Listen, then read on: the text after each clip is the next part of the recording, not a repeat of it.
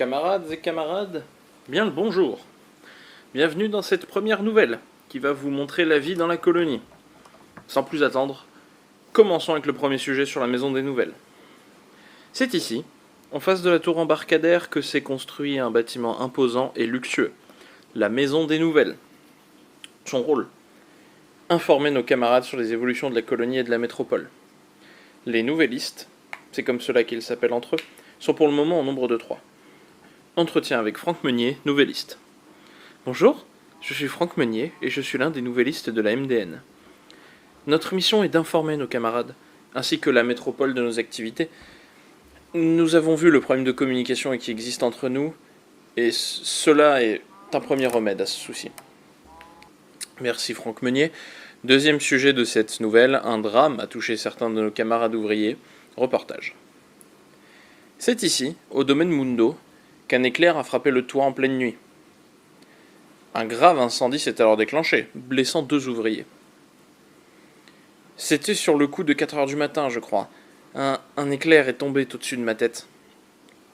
On a eu de la chance de juste avoir des brûlures. Le toit aurait pu tomber sur nous, ou que sais-je. La famille Mundo recherche des fonds pour reconstruire le toit et aménager un paratonnerre. Ils accusent également l'ancien gouverneur d'incompétence. De ce côté, le NCAC voudrait détruire le domaine pour le remplacer. Sujet suivant. Nous n'allons pas loin du domaine Mundo avec l'inauguration de la quadruple caserne. Contrôlant et protégeant le passage entre le port et la sortie de la ville, une compagnie est installée de manière permanente.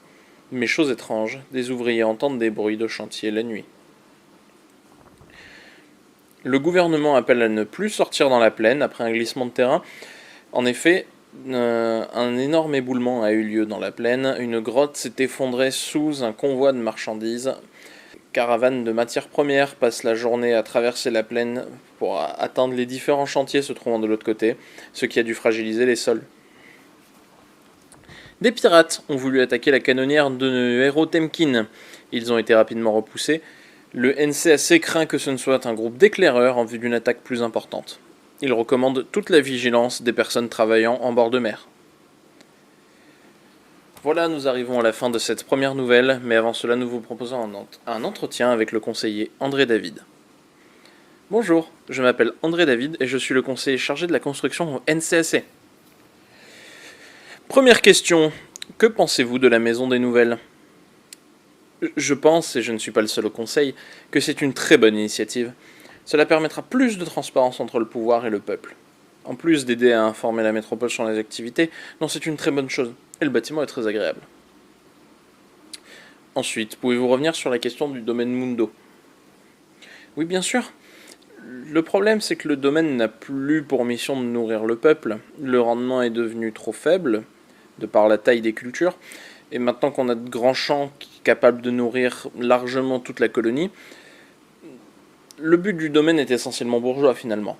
Vouloir produire des denrées différentes pour le plaisir de certains, c'est quelque chose qui nous révolte. De plus, le système même de cet endroit est problématique. Le domaine Mundo, je ne pense pas avoir développé. C'était valable au début et sous l'ancien gouvernorat, mais maintenant ce n'est plus possible.